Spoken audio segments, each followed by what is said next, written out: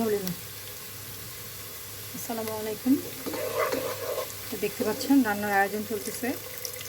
তো আজকে আমি রান্না করতেছি অতি পরিচিত আমাদের উত্তরবঙ্গের একটি খাবার, এটি হলো আলুর ঘন্ট। বর্তমানে যে আলুর দাম বেড়েছে, তো আলু খাওয়াই মুশকিল।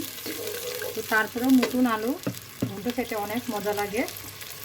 তো এই রেসিপিটা আজকে আমি আপনাদের সাথে শেয়ার করতেছি।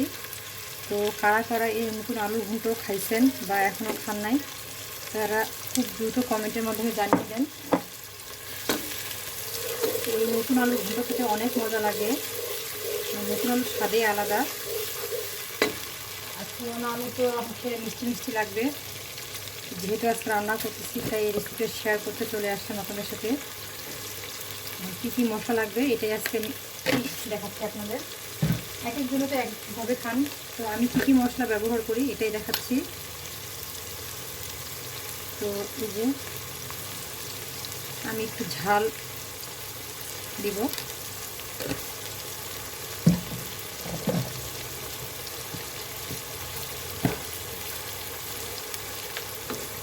দিলাম হলুদ,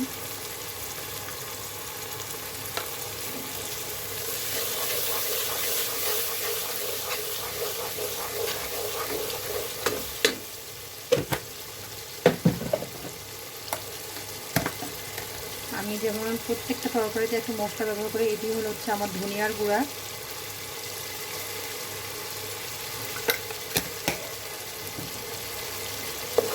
এই মশলাটা আমি খুব ভালোভাবে কষিয়ে নেব। দেখা হচ্ছে কিছুক্ষণ পর। দেখতে পাচ্ছেন আমি কিছুক্ষণ মশলাটা কষিয়ে নিচ্ছি ভালোভাবে। মশলায় আমার এখন কোনো গন্ধ নেই। এখানে আমি এখন আলুটা অ্যাড করে নেব। এই যে হচ্ছে আমার আলু প্লাস টমেটো।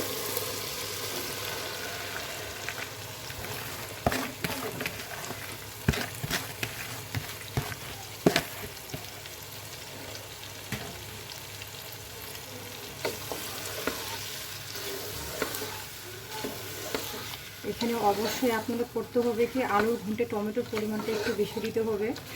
এটাই হচ্ছে মেইন টপিক, যে আলুর মধ্যে হচ্ছে টমেটোটা বেশি দিলে ফ্লেভারটা অনেক ভালো আসে, টক টক লাগে খেতে, অনেক মজাদার হয় ঘন্টটা। আমি এখানে এই আলুর ঘন্টে 3টা টমেটো ব্যবহার করছি। আপনারা চাইলে আরও দিতে পারেন, বা টক কম খেলে কমও দিতে পারেন।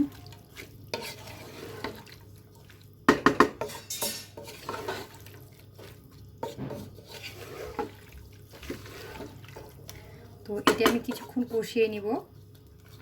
কষানো হয়ে গেলে পরে পানি অ্যাড করব। তো দেখুন এখানে পানি বের হয়ে গেছে, এটা ভালোভাবে কষানো যাচ্ছে না। তো আমি মোটামুটি নেড়ে চেড়ে নিছি। তো আমি এখন পানি দিয়ে দেবো এখানে। বারবার পানি দিব না, আমি একবারই পানি দিয়ে দিব। এই পানিতে আমার আলুটা সিদ্ধ হয়ে যাবে।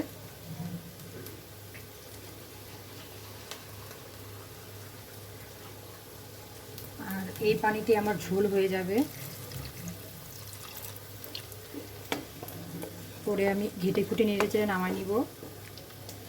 এই আলুর ঘন্ট দিয়ে হচ্ছে আপনার ভাত হোক বা রুটি, পরোটা খেতে অনেক ভালো লাগে।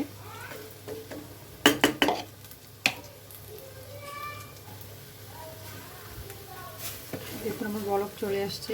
তো এটা এখন হবে আস্তে আস্তে। এটা আস্তে আস্তে হতে থাক, আগে আমার অন্য কাজ সারে আসি।